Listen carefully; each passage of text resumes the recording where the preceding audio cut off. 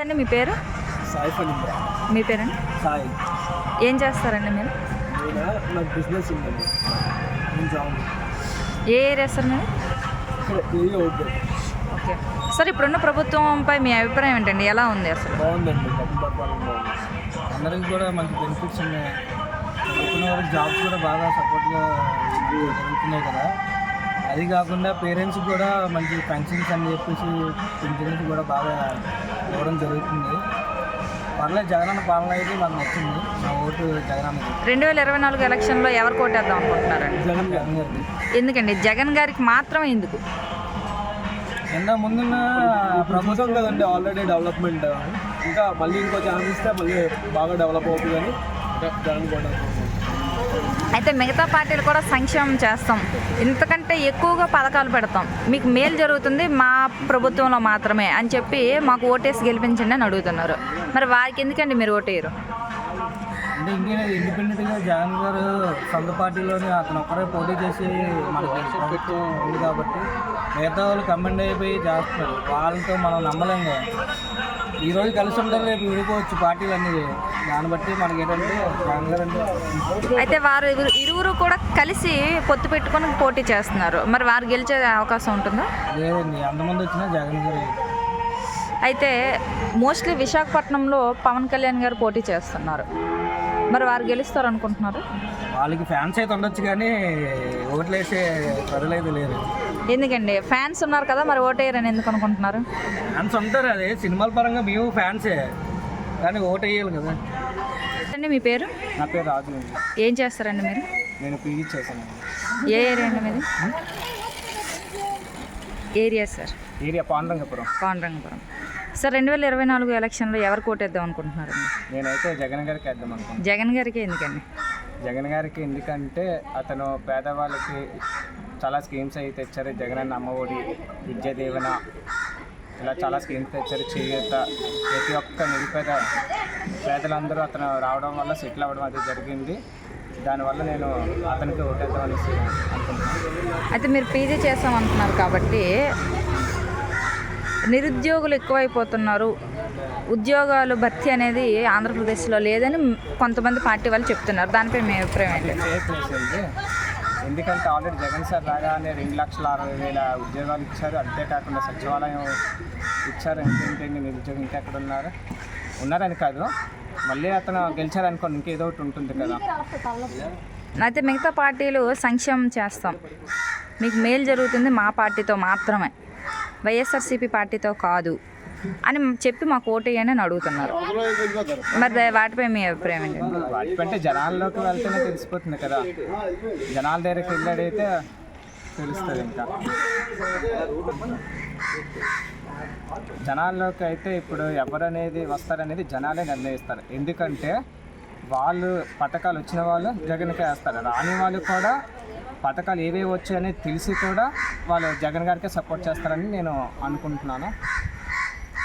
ఇంకా అయితే ఇప్పుడు గవర్నమెంట్ హాస్పిటల్స్లో ఎలా ఉంది అసలు ట్రీట్మెంట్? అక్కడ బాగానే జరుగుతుంది అనుకుంటున్నాను. చాలా బాగా జరుగుతుందండి. ప్రతి ప్రజలకు కూడా అప్పట్లో అయితే డాక్టర్ గురించి వెయిట్ చేయాల్సి వచ్చి ఉండేది. ఇప్పుడు అలా ఏమీ లేదు, మేము వెళ్ళగానే ట్రీట్మెంట్ అయిపోతుంది. ప్రతి వాటికి క్లీనింగ్ అయి పెట్టారు కదా, దాని ద్వారాగానే ప్రజలందరికీ అందుబాటులోనే ఆరోగ్యం కూడా అందుతుంది. వస్తాండి మీ పేరు? ఏం చేస్తారండి? వాచ్మెన్. ఇప్పుడైతే 2024 ఎలక్షన్లో ఎవరు కోటేద్దాం అనుకుంటున్నారండి? జగన్ బాబుకి. జగన్ బాబుకి ఎందుకండి? జగన్ బాబుకి ఎందుకు ఓటు వేయాలనుకుంటున్నారు మీరు? ఏం నచ్చింది మీకు? అయితే మిగతా వాళ్ళు కూడా ఇలాంటి పథకాలు పెడతాం, మమ్మల్ని గెలిపించండి అని అడుగుతున్నారు, మరి వారికి ఎందుకు మీరు ఓటేయరు? నమస్తే మ్యామ్, మీ పేరు? ఏం చేస్తారు మ్యామ్ మీరు? ఏం చేస్తారు? షాప్లో పనిచేస్తాను. ఇప్పుడున్న ప్రభుత్వం ఎలా అనిపిస్తుందమ్మా? బాగానే అనిపిస్తుంది. ఏం బాగుంది అనుకుంటున్నారు? అదే అన్ని బియ్యం ఫ్రీగా ఇస్తున్నారు, కోట బియ్యం. ఏదో ఇల్లులు అంటే ఇల్లులు ఇస్తున్నారు, అలాంటివి ఏవో చేస్తున్నారు కదా.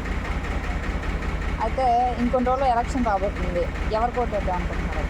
ఏంటంటే ఎవరు బాగా ఇచ్చేస్తే వాళ్ళకే వేస్తారు. అయితే మిగతా పార్టీలు కూడా సంక్షేమం చేస్తాం, పథకాలు ఇస్తాం అని చెప్పి మాకు ఓటు వేయండి అని అడుగుతున్నారు. మనం ఎలా వేస్తాం, మనకి ముందు నుంచి ఎవరదో అలా అయితే వారందరినీ కాదంటే మీరు జగన్కే ఎందుకు ఓటేస్తారమ్మా? వేస్తాం. కొన్ని మాకు ఇంతకు ముందు వరకు ఇల్లు పెట్టుకుంటే ఎన్నిసార్లు ఇల్లు పెట్టుకున్నా రాలేదు. ఈసారి ఇల్లు వచ్చింది, ఇంకా చేతికి అది కట్టిపిస్తే రాకటే వేస్తాం. నమస్తే అండి, మీ పేరు? ఏ ఏరియా అండి మీది? మాది విజయనగరం. విజయనగరం. ఏం చేస్తారమ్మా మీరు? హోటల్ మాది. హోటల్. ఓకే. ఇప్పుడున్న ప్రభుత్వం ఎలా అనిపిస్తుందమ్మా మీకు? ఏమనిపిస్తుంది? బాగుందా బాగాలేదా? బాగానే ఉంది. ఏంటమ్మా ఏం బాగుంది? పిల్లలకి ఎడ్యుకేషన్ ఒకటే బాగుందమ్మా. అన్ని విధాలుగా ఇవ్వడం చాలా లాస్ట్ పిల్లలు చదువు అంటావా బాగుంది. ఇంజనీరింగ్ స్టూడెంట్స్కి వాళ్ళకి పెట్టారు, వాళ్ళకి బాగుంది. అయితే ఇప్పుడు స్కూల్స్లో నాడు నేడు అని పెట్టి స్కూల్స్ని డెవలప్ చేస్తున్నారు. దానిపై మేము పిల్లల భవిష్యత్తు బాగుంది. అంతేగాని English medium schools, English medium కూడా కొత్తగా ఏర్పాటు చేయడం జరిగింది. ఎక్కువగా పెడుతున్నారు. ఉంది కానీ పిల్లలు ఎడ్యుకేషన్ పరంగా బాగుంది. మీ పేరు? వరలక్ష్మి. ఏం చేస్తారు మ్యామ్ మీరు? ఏం చేస్తారు? ప్రైవేట్ కంపెనీలో జాబ్ చేస్తారు. మ్యామ్ ఇప్పుడున్న ప్రభుత్వంపై మీ అభిప్రాయం ఏంటి మ్యామ్? పర్వాలేదు, ఏంటండి ఏం బాగుంది? ఇంకా పర్వాలేదు. రేషన్ ఇంటికి వస్తుంది, భయం లేదు. ఏదైనా వాళ్ళకి చేస్తుంది. ఎన్నల్లా ప్రతి దగ్గరికి వెళ్ళవలసిన పని లేదు. మన కాళ్ళ దగ్గరికి వాళ్ళే చేస్తున్నారు. అయితే వాలంటీర్ వ్యవస్థ అసలు ఉపయోగకరంగా లేదు, అసలు వాలంటీర్లు అవసరమే లేదు అని కొంతమంది అభిప్రాయపడుతున్నారు. దానిపై మీ అభిప్రాయం ఏంటి? వాలంటీర్ ఉండాలి, మస్ట్గా వాలంటీర్ ఉండాలంటారా? నమస్తే అమ్మ, మీ పేరు? ఏ ఏరియా అండి మీది? కాకినాడ.